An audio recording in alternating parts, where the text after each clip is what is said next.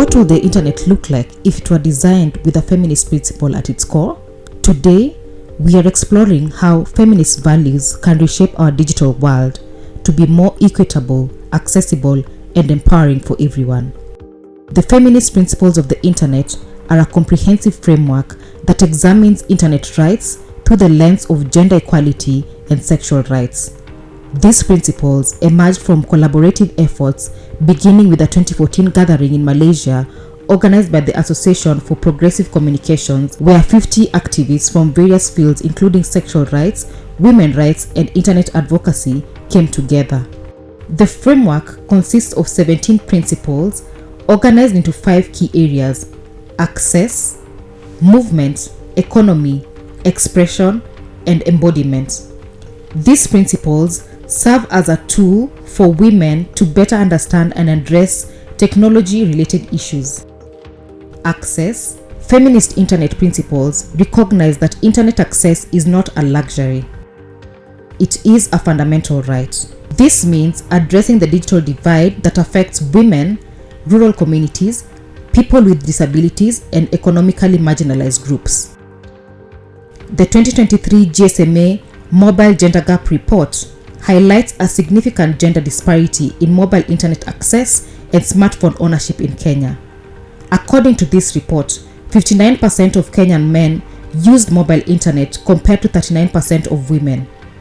Similarly, the 2019 GSMA report showed women were 39% less likely to have mobile internet access and 23% less likely to own a smartphone.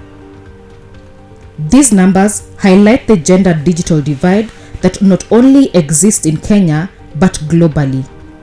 There is need for more efforts to bridge these gaps through enhanced economic empowerment, enabling more women to not only afford these devices but also enhance their digital literacy. Embodiment. This principle looks at the diverse experiences and relationships of human beings with multiple identities and realities in online spaces. Consent, agency, and privacy policies enable the protection of these multiple identities and realities online. Agency puts users in control of their digital experience. This means one has to give meaningful consent, not just clicking agree on terms they don't understand. They have to genuinely have control over their data, privacy, and how they engage online. The Constitution of Kenya 2010 guarantees the right to privacy under Article 31. However, privacy and data protection are not addressed from a gender lens in Kenya. As a result of this, women in all their diversities are disproportionately affected by harm such as technology-facilitated gender-based violence, further alienating them from fully participating and utilizing online platforms. Many Kenyans are still unaware of their rights under the Act and what responsibilities technology platforms owe them. This knowledge gap has been made worse by pre-existing inequalities that affect women, such as limited digital literacy skills and lack of access to resources on privacy and data protection. All women should be prioritized in the capacity building initiatives on data protection and privacy in Kenya. Privacy is not about having something to hide, it's more about having freedom to be yourself. Movements. This principle focuses on women using the power of networks to build social movements, as well as inclusion of women in the shaping of public spaces, online, and the policies that govern the internet. A feminist internet celebrates the diversity of women. In doing so, this diversity helps in creating spaces for different voices to be heard and valued. Article 27(8) of Kenya's Constitution includes a 2/3 gender rule, aiming to ensure that no more than 2/3 of members in elective and state appointive bodies are of the same gender. Order, honorable members. This rule is intended to promote gender equality in political representation. We are very happy that when we are discussing this, both the speakers have been women. While the Constitution mandates this principle, its implementation in Parliament has faced challenges, particularly in enacting legislation to operationalize it. Further to this, women are less represented in the tech leadership spaces as compared to their male counterparts. The consequence? Women's perspectives are not taken into consideration or supported adequately during design and development of technology products and policies. This has resulted in products and policies that do not serve women at all or worsen existing harms such as gender-based violence. To truly embrace diversity and inclusion, it is imperative that data is also inclusive and diverse from a gender perspective. Expression and economy.